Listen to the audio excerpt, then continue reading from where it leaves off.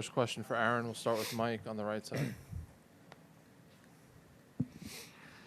Aaron, Austin was in here before, and he said one of the things he wanted growing up with you, he wanted to make sure you had that competitive edge. And what did he do as an older brother to you to make sure you had that edge? Never let me win at anything. I think that's the answer to that. I didn't win at many things, no matter what we did or what we played, what sport it was. I didn't win. So it took me a while. So I think that gave me that competitive edge. And growing up, I always wanted to be as good as him. And I went to almost every one of his baseball games, basketball games, football games.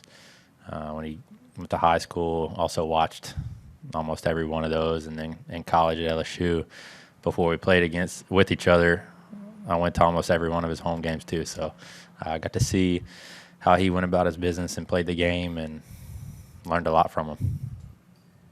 John, down here in front.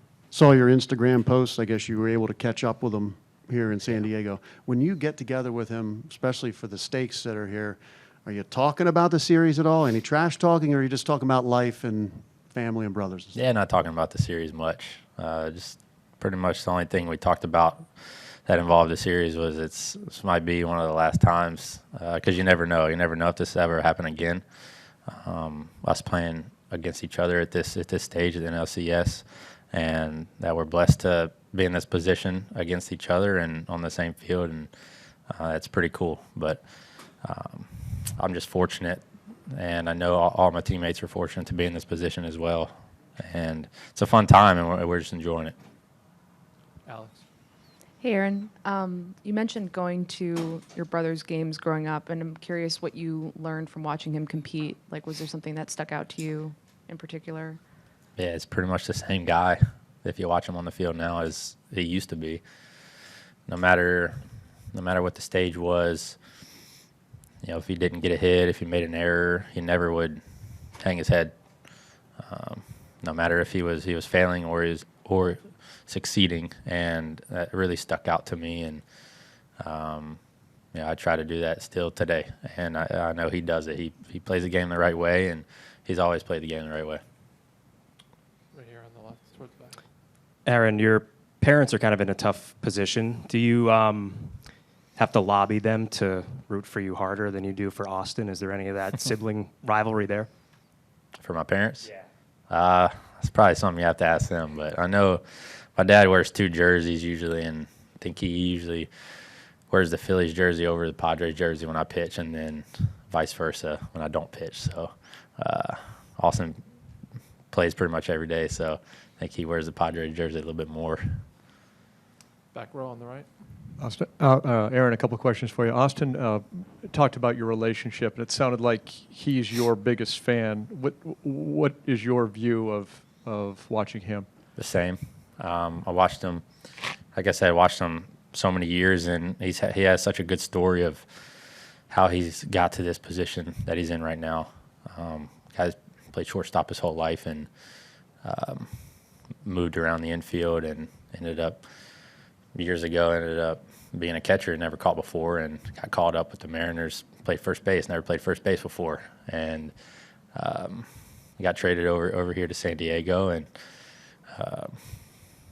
caught in 2020, and now he's catching every day pretty much. So the resiliency he's had, and him sticking with what he does best and what he knows best, and being in the minor leagues for 7.5 years says a lot about him. Says a lot about his journey, and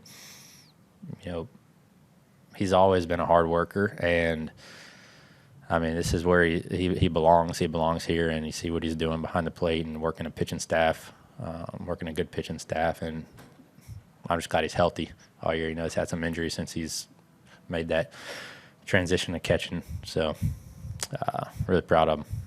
You see him in the batter's box tomorrow. What's your mindset? Try to get him out. I mean, we've done this a few times now, and it's pretty cool.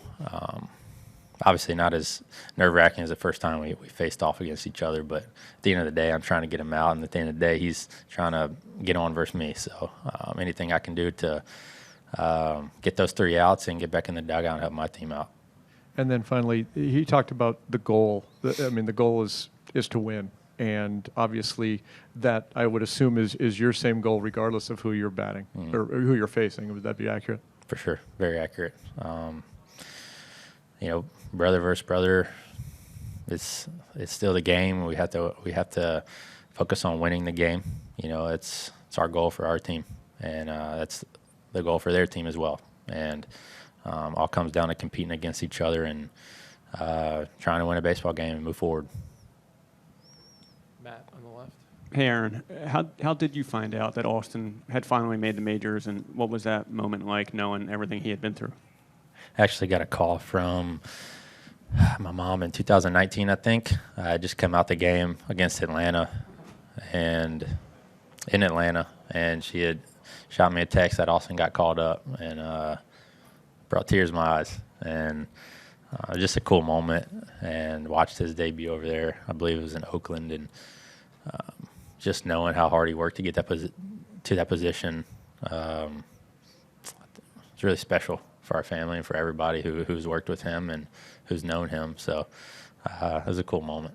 And you got to the majors so fast. Did what he went through, did that inspire you or learn something from that? It did. I was fortunate not to be in the minor leagues, as long as he was, but he stuck with it, and every offseason that we were with each other, he would, always say, "I'm going to make it this year. I'm going to keep pushing until I make it." And he made it a little bit older than some guys do, but he's here, and he's in the NLCS at a big stage, and it's pretty cool. Scott.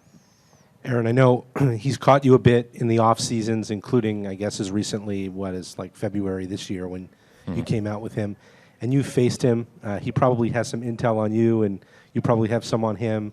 How much do you thread the needle between kind of a code between brothers who know each other so well, and maybe giving some information to some teammates about, hey, here's how you get him out, and I'm sure vice versa on his side? I mean, it comes down to executing what I need to throw to them, and to their whole team. I mean, that's what I try to focus on, and try to throw all my pitches for strikes and quality strikes, and then get that first pitch in there. And I'm sure he's doing exactly what you say, giving intel to hitters on their team, and vice versa. So at the end of the day, I just go out there and compete. And how much of his advice from February, March did you actually carry into this season? When he caught you. Yeah, I mean, we've talked years about all that, and I just tried to fine tune some things this year, and he kind of helped me, I guess, speak that to me again to refresh my memory on a couple of things, and yeah, I think it definitely helped. Jason. Aaron, you said the other day that you wondered how many times that brothers had played against each other in the same postseason series. Have you seen the research on that there's only been 5 other sets of brothers ever, and only 2 in the last 50 years before you guys? What do you think it means to you and your family that when people look at those lists, you guys will be on it? It's pretty neat. Yeah, I didn't know how many brothers have faced off against each other. It's pretty cool, I guess, and like I said, we're going to enjoy this moment and soak it in, because we don't know when it'll ever happen again. The last was the Alomar brothers. That was about 25 years ago. Do you have any recollection of the Alomar brothers, Sandy and Robbie? Yeah, for sure. I don't think I watched that game back then, but yeah, for sure, the Alomar brothers. Jim. So who left the tickets, you or your brother, for your parents? I think he did today. Yeah, I think he did today. Any last ones for Aaron? Got one in the back on the podium.